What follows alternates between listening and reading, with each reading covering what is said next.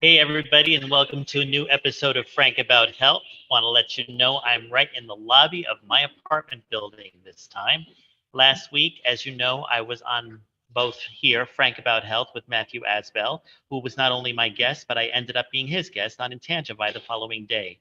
And what we were talking about was healthcare as an intangible asset and the intellectual property surrounding the various healthcare issues that surround us, whether it's in drugs, in vaccines, it's just in the HIPAA laws that are out there with medical professionals and family members, the research that's published by medical professionals, all of the other information that creates formulas for compounded drugs that are all under testing and invention modality before they finally are introduced into the marketplace. We were just emphasizing through various means the medical side and the legal side, how healthcare is just something you cannot see, taste, or touch, making it intangible that always welcomes nothing but discussion and future opportunity and innovation. That's why I thought it was important that on today's episode, I would reflect on both shows, show you some highlights from both shows, but also emphasize specifically one particular discussion that we had on Intangify, which had to do with Maslow's hierarchy of needs. I thought it was very profound for Matthew to bring that up because not only is it a famous psychologist, social psychologist who talked about the history of what creates motivation for all of us in life, but quite frankly, in order to be your own healthcare advocate or even work with the healthcare system, whether it's your doctor, whether it's your pharmacist, whether it's some other specialist that you deal with, you have to be able to have the discussion of what it is about within you that bothers you. Most people are not self-aware, and that can be implied that they're not self-actualized. But because there's so much implication, I thought it would be very important and prudent for me to actually go over Maslow's hierarchy of needs and kind of teach you guys about it again, just in case it would be a nice refresher, both from a psychological point of view and an understanding about how healthcare is as intangible as it can be, but best represented by you, the patient, or the medical practitioner, whatever your role may be. I don't know if a health disclaimer is necessary for this show, but out of formality, I will provide one. Please know that any of the information that is discussed during the next hour is not information to dissuade you from your ongoing treatment or your ongoing visits with doctors, specialists, or whatever your healthcare protocol is. If you find that there is information shared on today's show that gives you insight to make a change, please consult your primary care physician before you do so, because all we are is providing a platform of food for thought and understanding for you to use in consideration for your ongoing treatment needs. All right, that all being said, there is no specific guest on today's show, but I will be recapping my discussion with Matthew Asbell on both Frank About Health and Intangify. So let's say that he's here in spirit. All right, and also I'd like to thank behind the scenes Logan, our engineer on the show. You did us a lot of service last week, being that it was a unique show that was in person over at Matthew Asbell's offices. But now that it's here in the lobby of my apartment building, I'm sure there might be some technical difficulties or things that you can just keep me aware of so I can move forward with the show seamlessly. All right. Now, what anybody can remember about last week is that we were discussing about how healthcare is an intangible asset. On Frank About Health, I brought up about three main points: the vaccines, the pharmacy drugs, generic versus brand, as well as just the social misinformation that continues to go on when people are not sure of the information that they're hearing from the media or from their own doctor, and the constant battle between what is real for their own case. He was giving me some insight into how, for example, the hidden information, the hidden intellectual property in medications, such as the patent that may exist, or the copywritten formula of the medication that is in the brand versus the generic drug, are stuff that the patient never hears about. If you want to find out about it, you probably either go to medical school to find out, or you just do your own individual research while consulting with your doctor. But a lot of that is never really kept into the forefront. Most people have to go out and find it on their own. Now, that is a challenge in many ways, but it kind of shows you how the healthcare system is pretty much passive in the way that it treats the individual patient. The patient comes in, complains about an illness, complains about pain.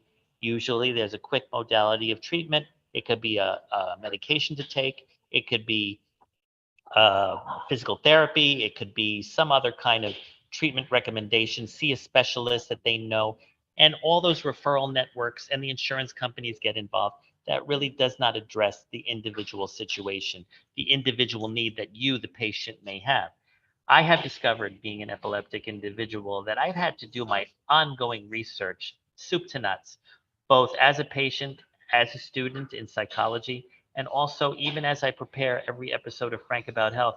I do a lot of the research behind the illness that I will be discussing so that I could provide my best guess as to what it is that we are advocating for. You'll notice the guest usually on board has the credibility as a nurse, as a doctor, as a lawyer like Matthew Asbell, to give the whole expertise behind the content we are discussing. Now, for example, what I'm providing is my own self experience, which is as much credibility as I can provide. But any of the information that I provide always leaves room for more questions. So I wanted to be able to just make sure that the takeaway in every show that I do is to provide insight into your own circumstance, whatever that may be, so that you can take ownership over the information that you receive and that you go out and further obtain in order to find the best treatment for your condition. We're all looking to try at the same time to keep a balanced mental health state. We may have physical problems or illnesses that sometimes are a burden on our physical being, but at the same time, it has a burden on our state of mind. We can become depressed easily. We can become anxious very easily. We may find ourselves in situations where, without a support system, you find yourself literally grasping at straws. And so, what I hope with Frank About Health, for example, is that I become a beacon for you guys to find even more information and find the solution that suits your needs. It really just takes two skills. One is listening, and one is researching and knowing and learning. We all may sometimes become helpless, especially when we're dealing with recurring illness, and just listen to whatever the doctor says and go with that. I never find that to be the best solution because, as an epileptic individual trying to maintain seizure control, I've had to go through continuous changes with medications, also with different treatment alternatives that have been made available to me. And also, my life circumstances change year over year. And sometimes I've got to accommodate those changes with my condition. Since an ongoing condition requires constant reorganization and life balance, you need to have an ongoing vigilance about the research that you do. I tried to make that known during the episode of Frank About Health that we did last week, but at the end of the day, it's an individual circumstance. Some people just may not have the commitment. They find, especially if they're living a relatively healthy existence, it's not as important or a priority. But this obviously does fit the needs of those that are going through ongoing treatments for things like cancer and diabetes and cardiac distress, among other issues. What I discovered in terms of advocacy, which was part of the topic of last week's episode of Frank About Health, is that I created Frank About Health to be that advocate. My primary driver was just making it clear that epilepsy was not the stigma that everyone made it out to be. I think I achieved that over the past few years. But at the same time, when we were all going through COVID, everybody was going through conspiracy theory after conspiracy theory. And I tried my best through certain episodes to give some of the specific knowledge that was out there, and that was seemed to create a strike of balance with people. Not everybody was satisfied, but for those that, for example, found themselves getting through that whole pandemic, being able to get the support system and resources and vaccines and tests and whatever else they needed, and are still here to talk about it post pandemic, those are people that were able to benefit from episodes of Frank About Health. I also feel that Frank About Health was meeting my own hierarchy of needs. I wanted to communicate epilepsy as the truth of what it was and not what people were thinking about it. So I was first erasing the stigma. That was a primal need of mine. After I did that, then I was able to have an understanding with my audience that if I can talk about epilepsy, let me talk about other illnesses that we all go through that are more commonly discussed within the medical profession, and at the same time don't have as much stigma. And in my circumstance, having a father going through cancer and a cousin going through Alzheimer's disease, I found myself in situations where I was able to have common knowledge over those topics, and as such, bring the appropriate people onto the show to discuss it openly and provide available resources for people to choose from. When we were on Intangify that following day, it was interesting to talk about my story with Matthew in terms of my epilepsy, my first seizure when I was 16 years old, at the same time, starting to bring about the understanding that there's a creative nature in me that always is entrepreneurial in nature. And I started to venture into healthcare businesses that I'm currently still in development with one involving a hotel company or a hospitality company. But it also fuels my motivation to give back to the community. I think that's another thing. When you go through ongoing recurring illness and you are able to have some control over it or manage it in a way where you can also promote its benefits, if there are any, and try to communicate to those also suffering from it the brighter picture, then you want to give that back so that you create a collective consensus about how conditions are not a fatal flaw. Conditions are things to work with, live with, balance out your life with, and as such, try to create change and help humanity as a big picture. I think I may have described in my own story on Intangify Maslow's hierarchy of needs, which we're going to get more in detail in the next two segments. I see we're almost ready for our first break, but I do want to say that if anybody is interested in learning more about other kinds of advocacy programs that I'm involved with, you can always email me at frankrharrison1@gmail.com. Check out my website, frankrharrison.com, and also look at the various episodes of Frank About Health on our YouTube channel, our Facebook channel, LinkedIn, Twitch.tv, and Twitter. And we'll be back in a few.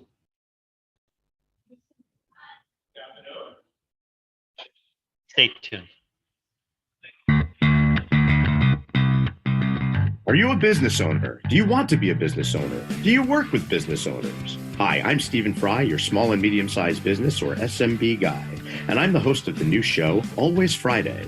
While I love to have fun on my show, we take those Friday feelings of freedom and clarity to discuss popular topics on the minds of SMBs today. Please join me and my various special guests on Friday at 11 a.m. on talkradio.nyc. Are you a conscious co-creator? Are you on a quest to raise your vibration and your consciousness? I'm Sam Leibowitz, your conscious consultant, and on my show, The Conscious Consultant Hour, Awakening Humanity, we will touch upon all these topics and more. Listen live at our new time on Thursdays at 12 noon Eastern Time. That's The Conscious Consultant Hour, Awakening Humanity, Thursdays, 12 noon on talkradio.nyc.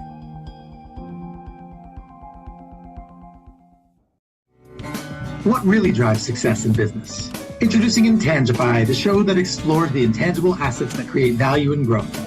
I'm Matthew Asbell, your host and an attorney focused on innovation. Join me Fridays at noon Eastern to discover how innovation, culture, and other intangibles shape thriving companies from startups to established businesses. We'll share strategies to unleash your business's true potential. Tune in live on talkradio.nyc Fridays at noon Eastern and Intangify your business today. You're listening to Talk Radio NYC. Uplift, educate, empower.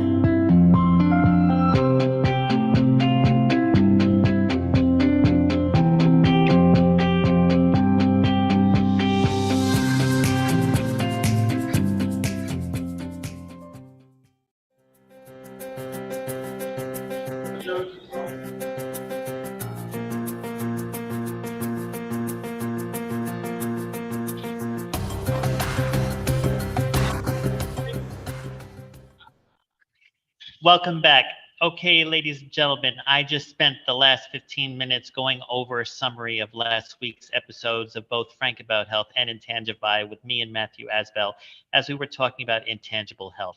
What makes health intangible is the very nature that everyone has different health needs, whether they are currently dealing with an illness or whether they're living a clean bill. The point is you can't have the same formula for everybody when everybody is living their life differently. That's what makes it intangible. It is our own individual experience that makes it tangible to the doctor, to the medication you're taking, to the specialist you're seeing, or to the procedure you may need to be involved with. That all being said, what most people need to learn is that to really be in the healthcare space, whether it is as a patient or as a professional or even in the industry, you have to be mindful of what is affecting you, your health, your needs, your insights, your intentions. Now, I'm not saying we all need to become selfish and narcissistic. I'm saying we need to be self reflective. And we need to, once we understand what is going to create a sense of homeostasis or balance, we can then know what it is we need to put out into our society, into our podcast, into our treatment, into our business. And that is what I thought was most profound on Intangify. One of the aspects, again, that I've spoken about on both shows, as I said, was self advocacy, but it is the advocacy that creates the business model that can give back to society at large. If you were listening during the commercial break and you heard Matthew's Intangify commercial, he says we discuss about the intangible assets that bring growth and value in business. So what I'm hoping is to those individuals that are entrepreneurs that watched both shows last week, that I can also show from my story that part of why I developed Frank About Health was to create a platform that would also grow other ancillary businesses that would better the community, especially in healthcare. I am looking at healthcare as both a constant fight for clarity in communication and understanding of what your needs are, but also as food for seeds, or rather seeds that fuel your creative business needs, whether they are in the healthcare space or in the technology that helps innovate healthcare solutions for people.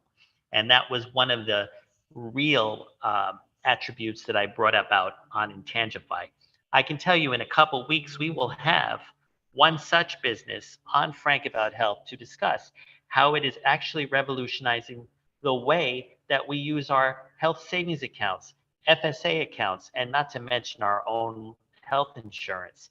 And it is a new area that everybody should be more aware of, especially as we enter the post-COVID world and the new age of artificial intelligence. So that's a little hint about the future. But I just want everyone to understand that when I bring about healthcare on every episode of Frank About Health, I'm trying to cater to the audience of patients, caregivers, nurses, entrepreneurs, and people that are just seeking information that they don't seem to be getting from their research or even from their professional caretaker, whether it's their doctor or psychiatrist, neurologist, so forth and so on. Now, I'm going to show you a scene that I discussed on Frank About Health because it really was bringing home true about how we maintain our advocacy. Advocacy is not something you just do on a show. It's something you do 24/7, especially when trying to advocate your condition and state of mind amongst your family, your friends. We all had to do that during COVID. So why stop now, even though the masks are off and everybody is going about life as they tried to before that? But I just want everyone to understand from this scene that the lesson learned is basically the best way to advocate for yourself first. So bear with me while I get to that scene. And here we go.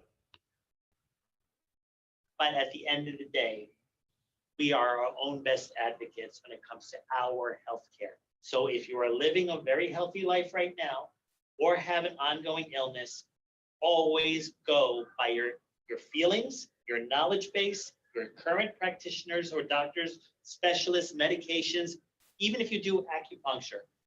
Go with that and use that as your guide to know what is the best choice to make in managing your healthcare. It is an intangible thing, but it's your choice in how you manage that intangibility. Speaking about intangibility, tomorrow's slate of shows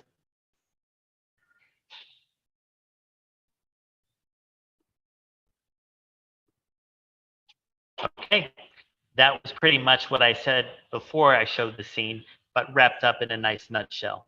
Remember, every time I do an episode of Frank About Health, I'm discussing about a topic that keeps coming up in many discussions I have with various people. And so it is also something that a lot of people want more information on. And I just thought that it is something that everyone has to get a grasp on in terms of if you're feeling healthy, that's wonderful. That's what you want to maintain. But if you're not, it's not a fait accompli.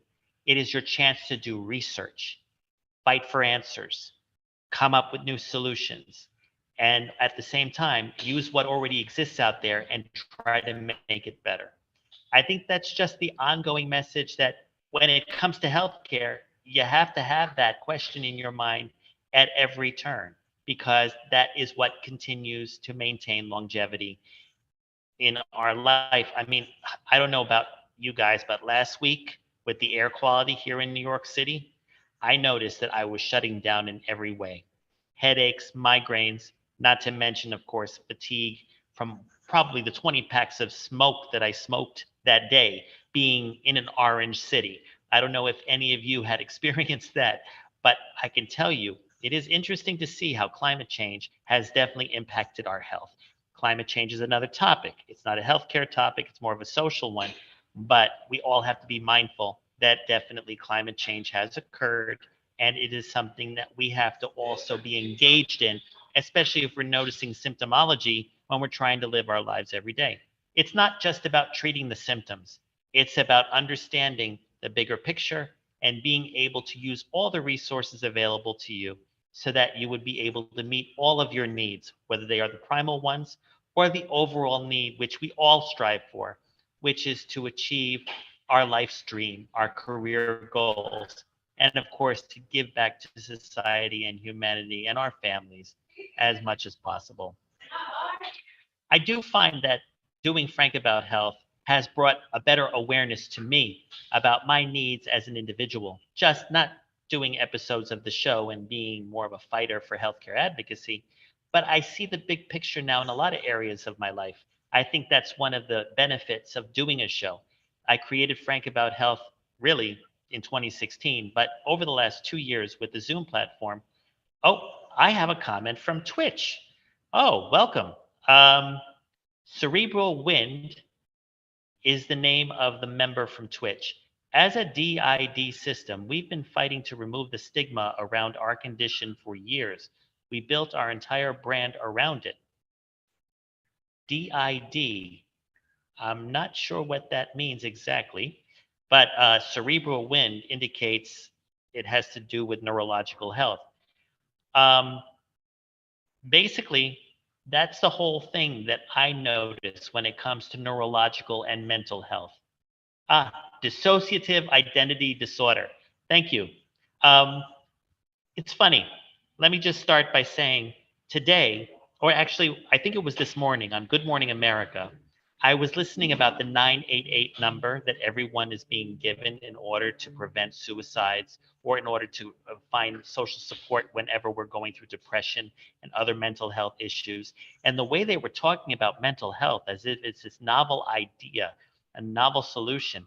Mental health has existed for hundreds of years, and people have been seeing psychiatrists and social workers and psychologists since World War II, if not even beforehand. The point of the matter is that always when discussing mental health, it was considered a social stigma. You never discuss it. Oh, you don't want people to think you're crazy. The whole point of the matter is when you discuss your mental health, when you bring it open, and when everyone feels secure enough to share it, it's no longer a stigma because it's now commonplace. It reaches consensus. And we are all fighting for our mental health after a pandemic like COVID. DID is multiple personality disorder in traditional times. There is a lot of stigmas brought about when you have three different personalities you're trying to manage. The only thing that you could best do in terms of overcoming your stigma is continue to strive for social support and continue to strive for the right people to talk to and continue to take the right medication that can help sustain it, just like I do with epilepsy. Removing the stigma around such conditions, neurological or psychological, is ongoing treatment, advocacy, and therapy. That is not something you just stop once you feel okay. It is something to continue to fight for every day. And at the same time, when you become more accepting of your disorder because of open discussions with professionals about it, you feel more balanced and more normalized. And you feel more confident in discussing this with close family, friends, coworkers, or anyone. I mean, we do have our social backlash that goes on, but in a city like New York, I have found that a lot of people are able to talk about their vulnerabilities and get the support that they need.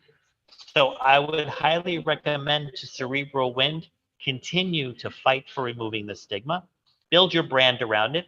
A lot of innovations and marketing from various companies do exactly just that. It's not about creating just new drugs. It's about creating social networks and support platforms. And I'm really glad that the people from Twitch reached out to pretty much discuss it. I think that also Intangify with Matthew Asbell does a lot of help and advocacy on various businesses, obviously. But when we had done our show together last week, he was saying that a lot of the support that you have from lawyers, uh, accountants, other people in your team spirit and team building. Once you have that sense of understanding about the traditional stigma on a disorder and you make it now a profitable venture, it completely removes it and we meet our closer needs towards self-actualization. All right, we're about to take our next break. And that being said, when we return, I will do a brief lesson on Maslow's hierarchy of needs and try to transfer that whole paradigm into how I've tried to meet mine, as well as how I know most people in the healthcare space are trying to meet theirs. Okay, so stay tuned right here on Frank About Health, both on talkradio.nyc and on all of our social media. We'll be back in a few.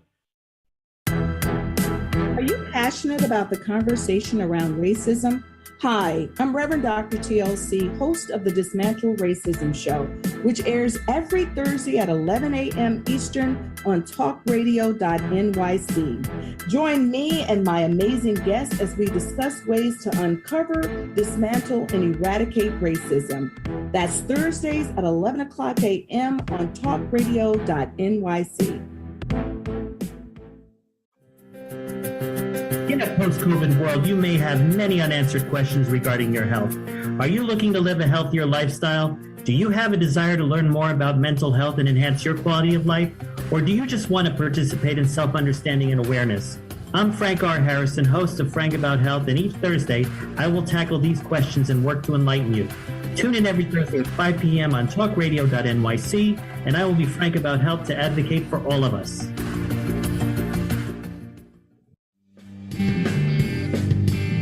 Hey everybody, it's Tommy D, the nonprofit sector connector, coming at you from my attic.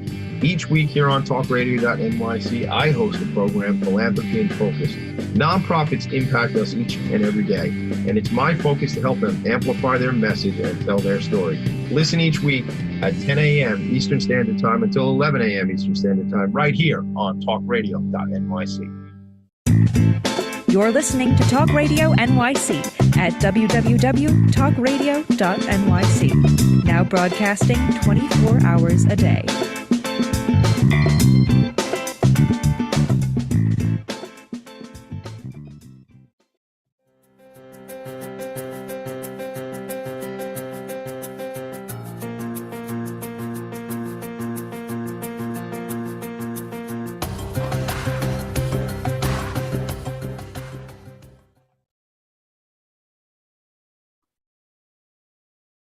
Welcome.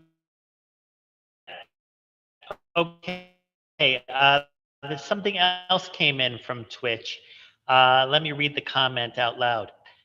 I really think that 2020 brought people to a brand new frame of reference about mental health because everyone being trapped inside really affected the world's collective mental state. Totally agree 100% in that. The point of the matter is, as I've been saying on previous episodes of Frank About Health, that post-COVID, I'm noticing that everybody is ongoing with a sense of PTSD after having been literally in a bubble together, whether it's through the time when the New York City in particular had shut down for 5 months, or even just in general, the ongoing mask wearing and 6 foot distancing and working and learning from home and doing everything like your shopping and even your telehealth visits. We were not connected to each other. We're wired to be connected. We are social beings. I think when it's like a deprivation, people in general, all of a sudden reconnecting, it almost feels like shock treatments are going on. And as such, it's like we're triggered. We also at the same time act defensive, sometimes very short in our communication, kind of less empathic than usual. People are getting used to doing it again. It's a slow progress, though. I mean, 2 to 3 years of doing that definitely does become a pattern. And as such, I think that's what makes mental health issues sound like a new novel approach to living life when it's been going on literally for decades.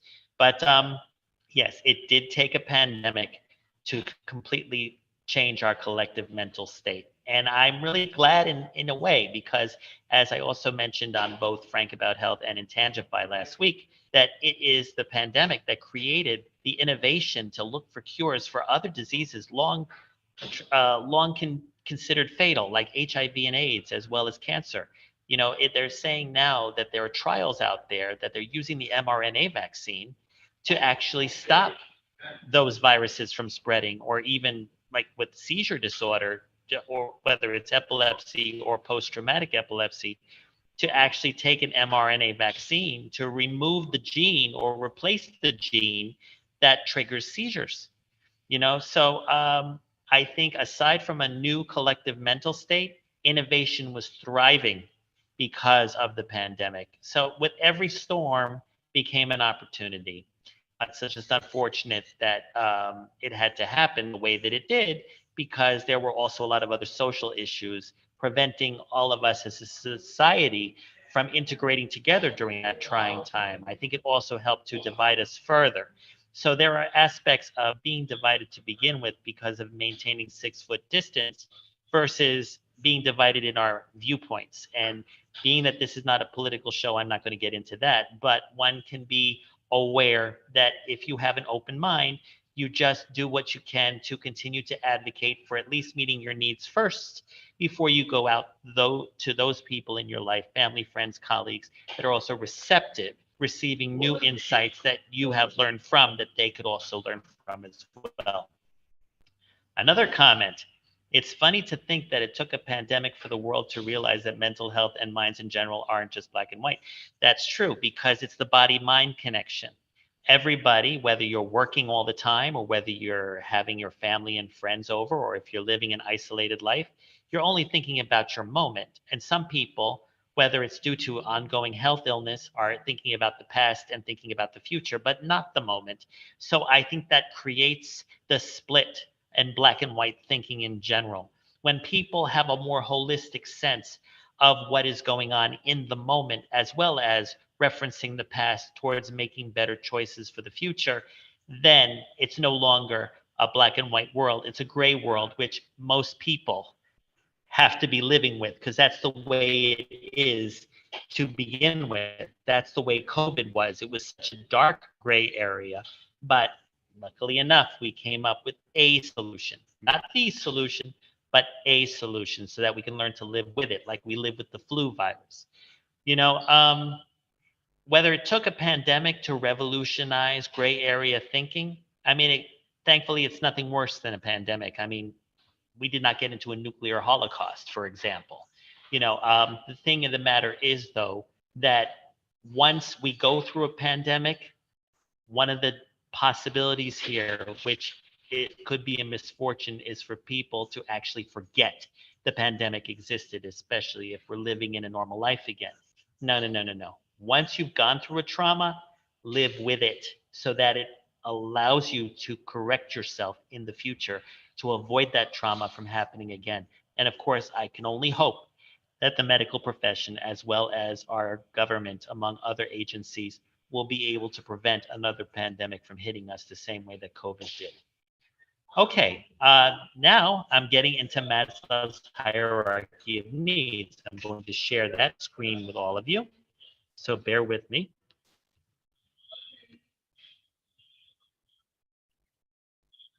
Okay, this is all a little bit of a psychology lesson at this point. First of all, Abraham Maslow was a social psychologist in the 1800s that was really looking at the art and science of motivation. Everyone has needs in order to grow and eventually become full-fledged adults that we strive to be throughout life. As an infant, when you're born, the only needs that you have, especially during the first 3 to 6 months of life, is your physiological needs. You need to eat, you need to breathe, you need to have a place to sleep, you need clothing, so forth and so on. Your physiological and safety needs are primal. And as such, if you have your parents there with you, taking care of them, you will be able to have those needs met. We can only hope that they will also teach you how to meet those needs on your own as you continue to grow and develop. One can say that if you have an enabler from infancy all the way to the first 5 years of life, where they're still meeting your physiological and safety needs and not giving you the freedom to meet them on your own, that can breed something known as narcissism. That means that the individual's personality develops into just that, one that's concerned about only their needs and no one else's. Now, that proves that the individual will age and become adults in hopefully respectful professions with a family and so forth and so on, that if they continue to live in that mindset, they've never really grown up. They are adult children. It's very destructive for one's family, one's society, one's workplace, and it ultimately is destructive for themselves.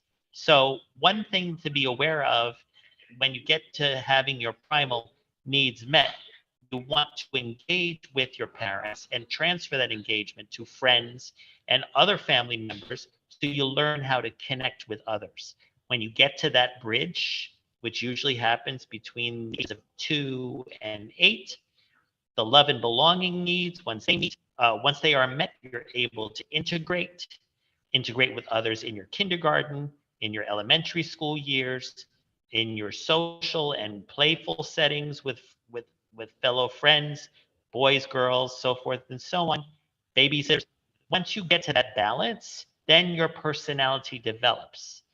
And when you have that sense of who you are, and now you want to individuate, so you develop your own goals, your own dreams.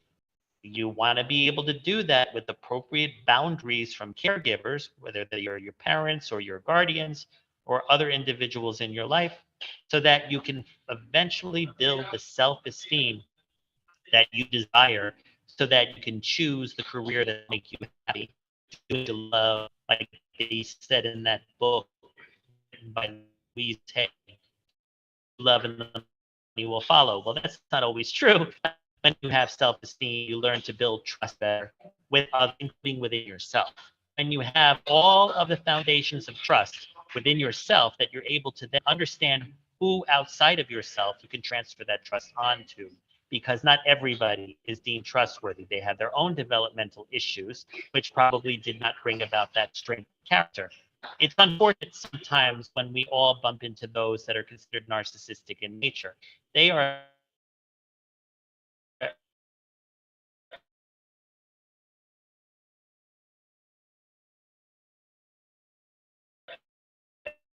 as I mentioned, is that if you are the type of person that is the target of a narcissist, that's probably because your esteem needs were not met, or there might be some boundary issues that prevent you from complete trust, so that you trust what seems peaceful or stable, but it is short-lived, especially when you see the truth in an individual after a certain period of time.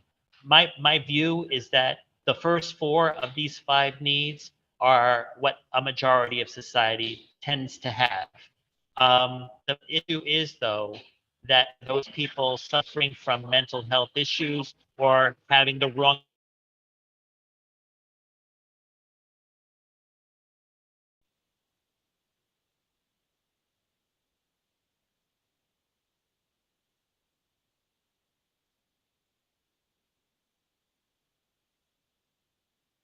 the wrong type of personal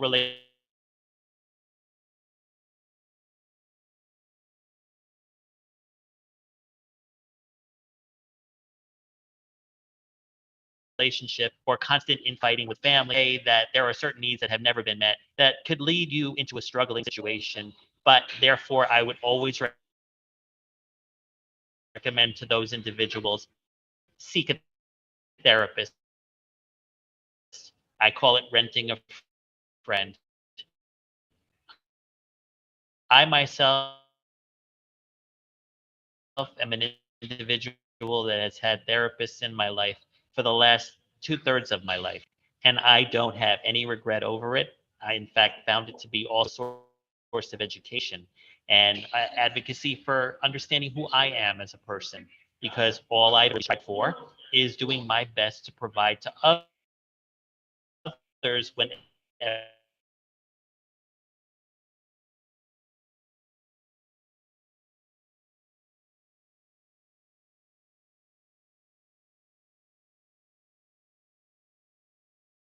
how so?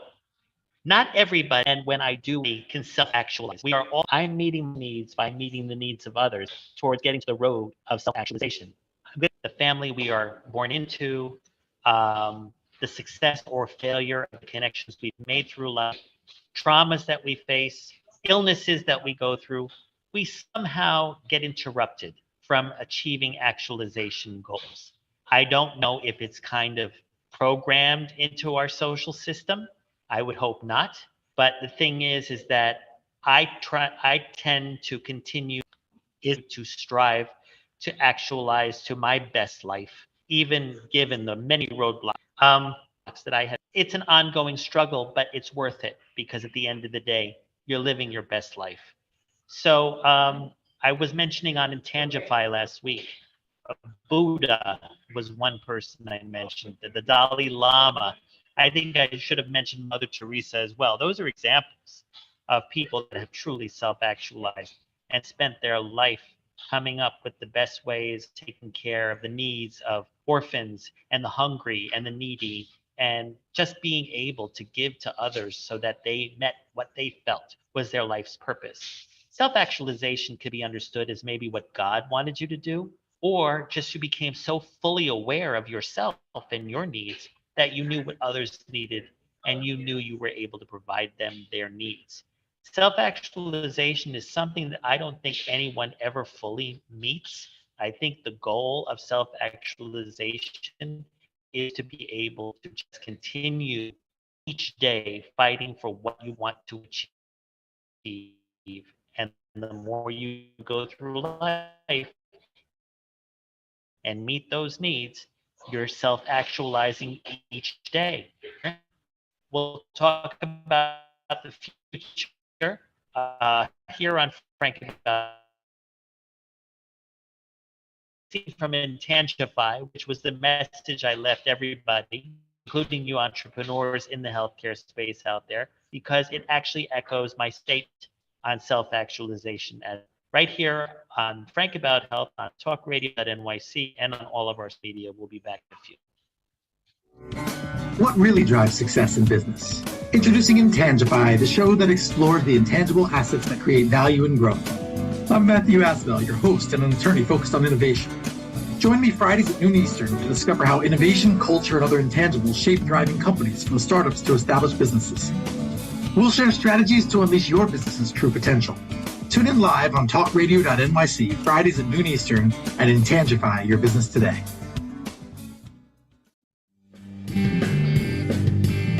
Hey everybody, it's Tommy D, the nonprofit sector connector, coming at you from my attic. Each week here on talkradio.nyc, I host a program, Philanthropy in Focus. Nonprofits impact us each and every day, and it's my focus to help them amplify their message and tell their story. Listen each week at 10 a.m. Eastern Standard Time until 11 a.m. Eastern Standard Time, right here on talkradio.nyc. Are you a conscious co-creator?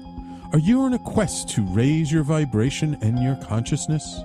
I'm Sam Leibowitz, your conscious consultant, and on my show, The Conscious Consultant Hour Awakening Humanity, we will touch upon all these topics and more. Listen live at our new time on Thursdays at 12 noon Eastern Time. That's The Conscious Consultant Hour Awakening Humanity, Thursdays 12 noon on talkradio.nyc. You're listening to Talk Radio NYC at www.talkradio.nyc. Now broadcasting 24 hours a day.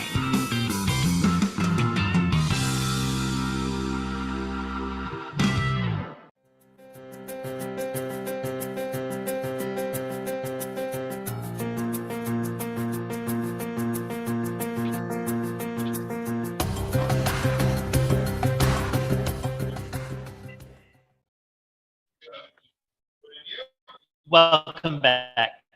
So in the last 45 minutes, we've discussed basically about self-actualization, as well as the understanding that in healthcare, one has to be their own advocate in order to get the best support. Now, part of being an advocate is meeting your needs. And I can understand from the episode of Intangify that I was a guest on that Matt was trying to emphasize Maslow's hierarchy in order to create a roadmap for all of us to kind of follow. Understand what needs are we still striving to achieve. We don't want to become dependent on others to meet those needs unless you simply don't have any other resources available. But ultimately, the need is to have a relationship with yourself. You know, when you do that, then you're able to give back to your close personal family, friends, loved ones, colleagues, so forth and so on, and of course to humanity at large. And when we all have that sense of interconnectedness and understanding and consensus, you feel actualized. I mean, no one is ever perfect, but you get to a striving point where you feel complete and you feel like you're able to really add value. Now, members of Intangify that watch the show are the entrepreneurs out there in the healthcare space. I would have to say, especially, I consider myself an entrepreneur with some of the ventures that I've tried to get involved in. I mentioned on one of them a company called MedCash. Now, the thing is that not at the time being in medical school or being a doctor or having a podcast, I was kind of ahead of my game. But at the same time, I instinctively knew that we needed a new way to look at healthcare solutions, especially those when insurance won't pay for it. Now, the thing is, though, that it's interesting how, in my example, I was able to see what society needed without having the internal resources to guarantee its success. I don't know, maybe it's my instinct, maybe it's my epilepsy that I was able to foresee the value that ironically today, after COVID and with the technologies that have come out, it's more feasible that something like MedCash could come up in the future, in the near future, versus the 10 years ago when I was really fighting for it to come to fruition at that time. I want basically people to understand that in the future, Frank About Health will be that advocacy platform for all the listeners and viewers out there to continue to strive towards a bigger picture from all the types of shows that I've done over the last 2 years. If you've noticed over the last 2 months, I've had a regular segment on epilepsy maintenance and epilepsy care and alternative treatments. Now, that could imply a spin-off of an epilepsy podcast, but for now, I think it's best that everything remain contained because every treatment and every disorder needs the kind of same attention in a post-COVID world currently.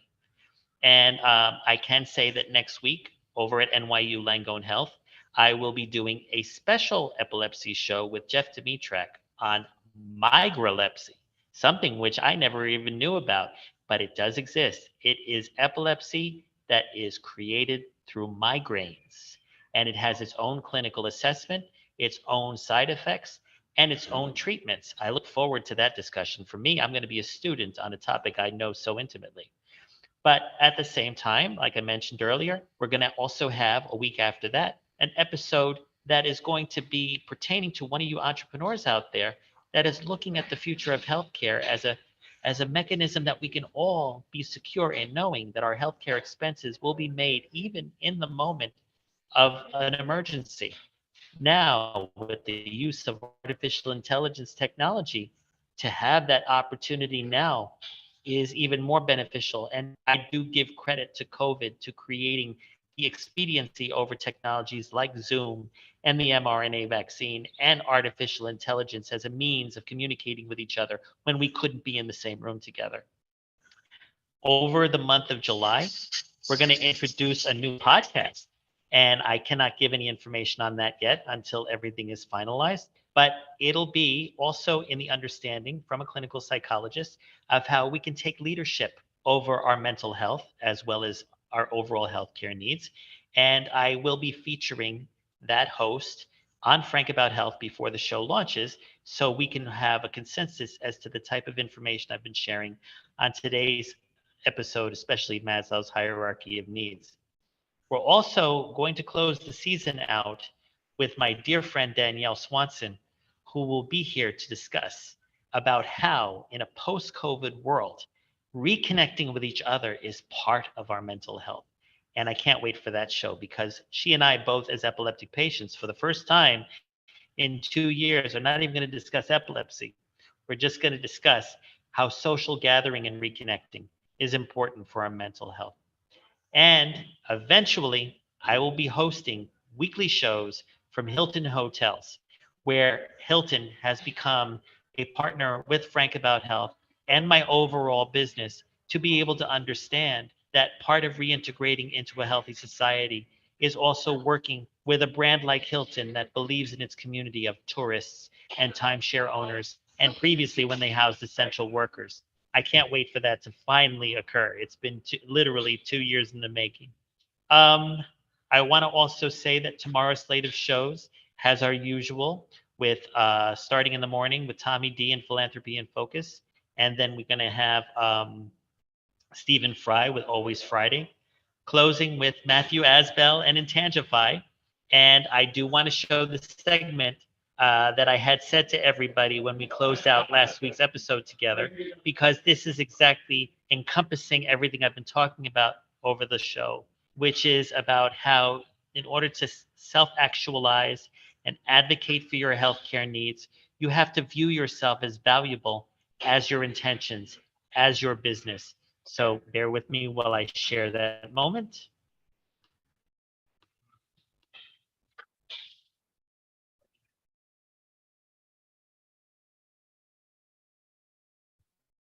Yeah, if you have a final message that you could share with our audience, mostly our audience are entrepreneurial.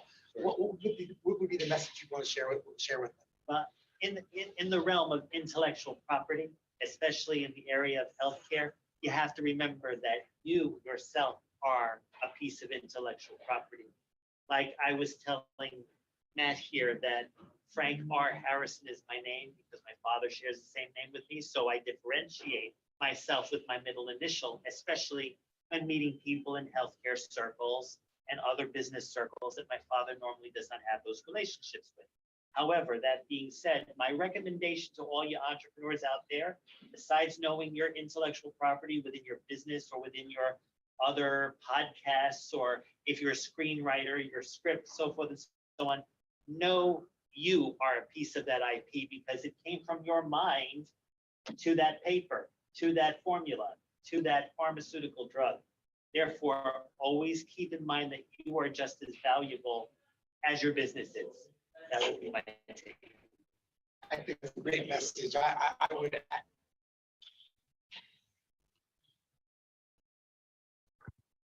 And it basically is the same takeaway that I give to you tonight, which is when you are in healthcare as a patient, a doctor, a nurse, a caregiver, an entrepreneur, a lawyer, just someone, a scientist developing a new vaccine, a new drug, you have to be aware that a lot of the basis of motivation of being involved in healthcare is stemming from meeting the needs of others when you were able to meet your own. That's why, again, I give full credit to Matthew Asbell for having a discussion about Maslow's hierarchy of needs. I think it is fundamentally what motivates all of us to be able to connect, self-actualize, be our best selves, give to our communities, give to our loved ones, give to society, We want to be able to connect because that's how we are wired. Like those people from twitch.tv who contacted me during the show and said it was funny to think how it took a pandemic to understand that innovation was more necessary, or to not look at life just black and white. That's because we were forced to. We were all forced into divided bubbles. We were being retrained to be who we're not meant to be.